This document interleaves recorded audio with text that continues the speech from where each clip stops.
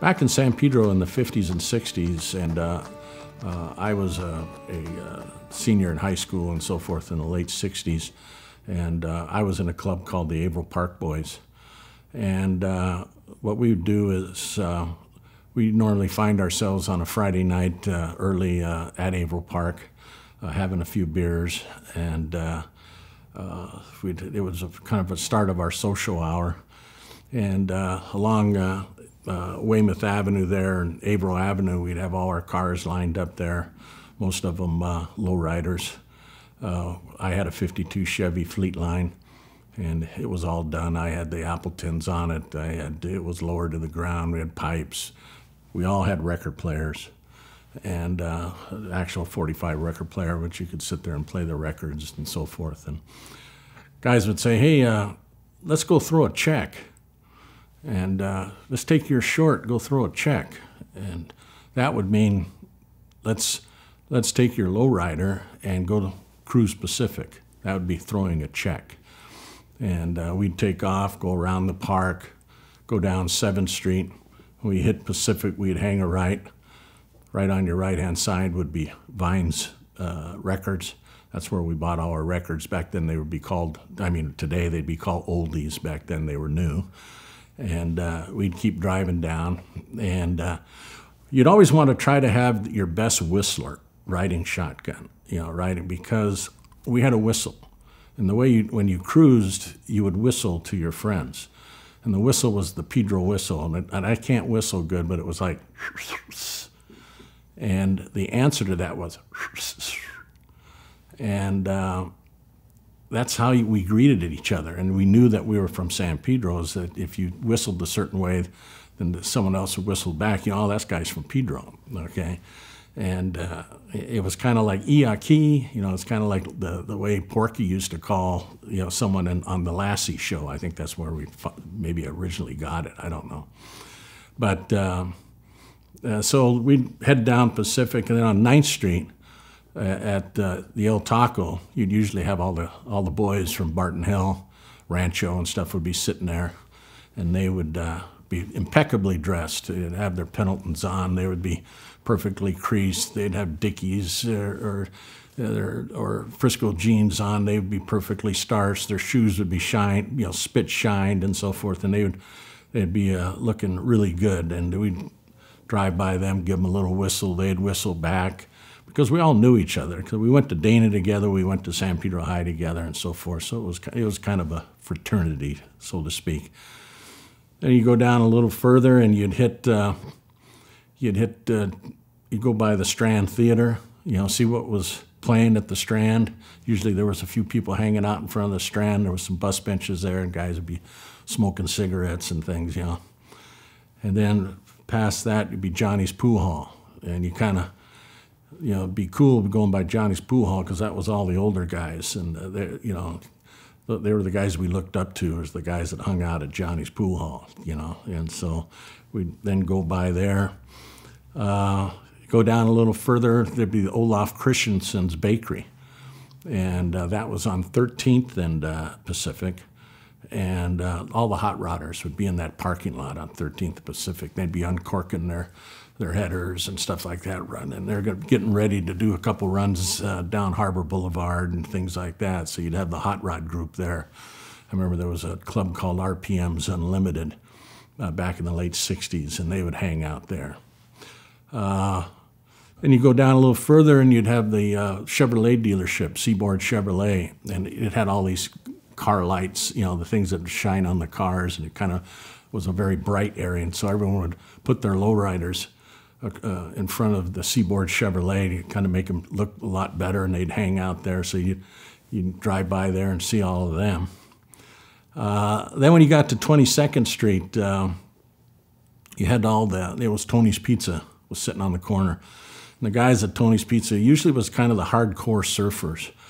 Older surfers, I say older, they're older than us. They're probably in their 20s, mid-20s and late 20s. And they would hang out there. And they were kind of like the original guys that surfed Palms and Japs and out there, TCs. And they loved to fight. and they loved to party, and they were good at both. And so you could always see a pretty good fight there at Tony's Pizza with the hardcore surfers out there. So you could either turn around and go behind Tony's Pizza and then just go back down the strip again, or you'd head back down to the beach and you could do a run by the beach.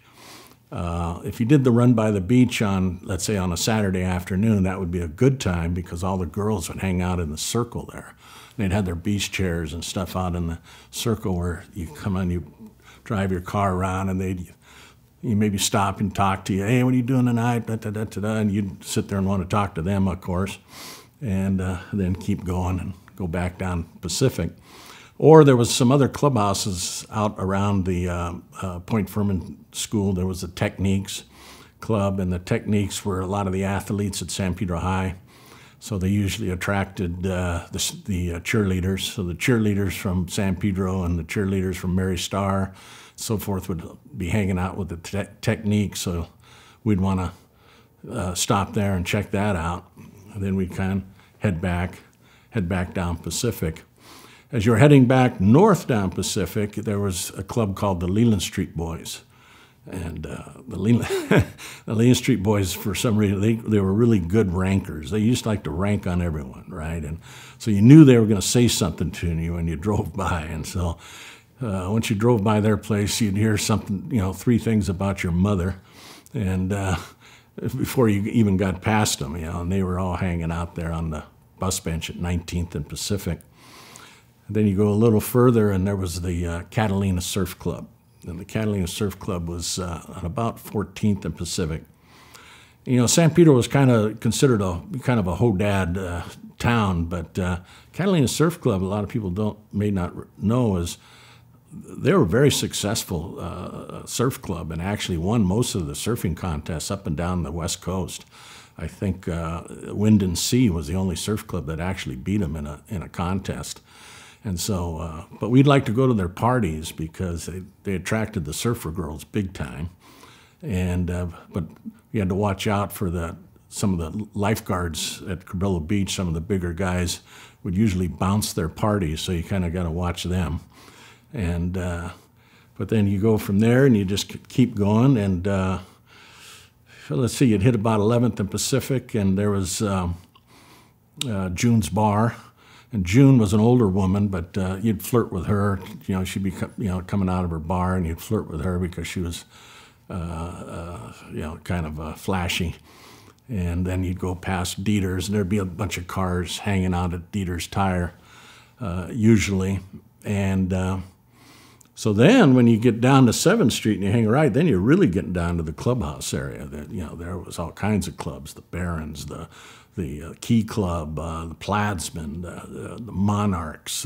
There was just a lot of clubs.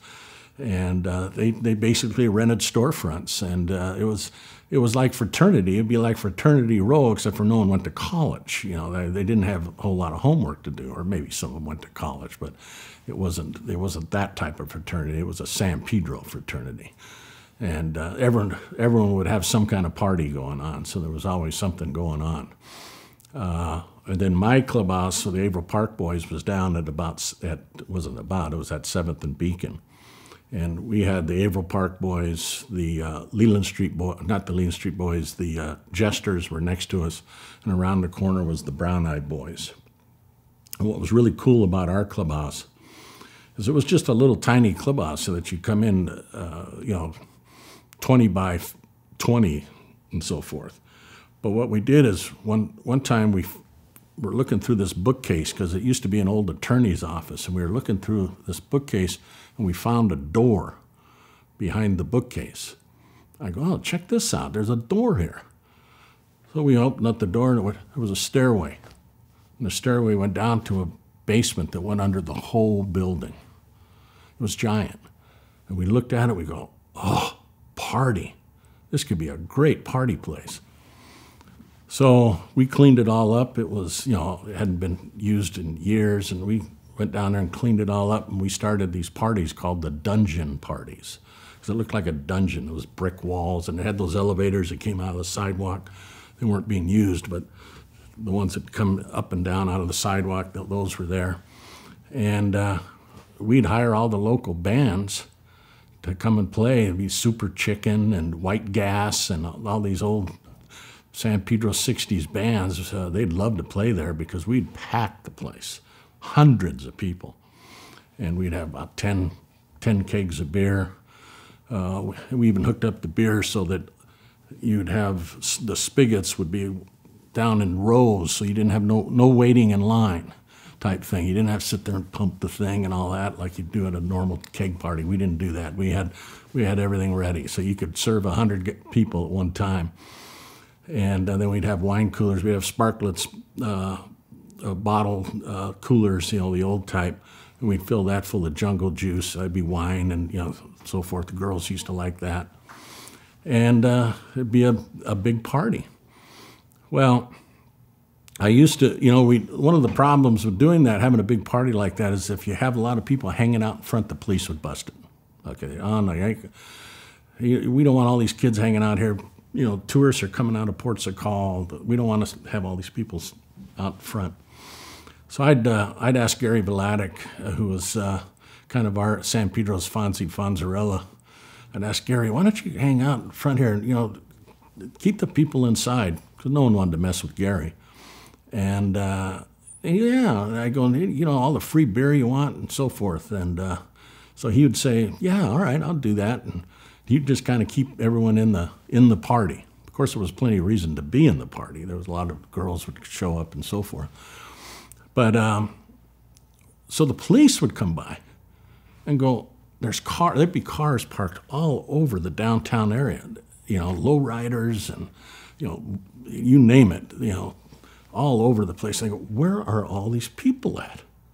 There's no one on Pacific Avenue cruising. There's nothing. Where are they at? So finally, they could see, some people coming in and out of our clubhouse, and they knew us. The police knew everyone back then. And they came in and go, Kleinjan, where in the hell is everyone? I know I've been in your clubhouse, a dozen times. It's only a size of a shoebox. Where are you putting everyone?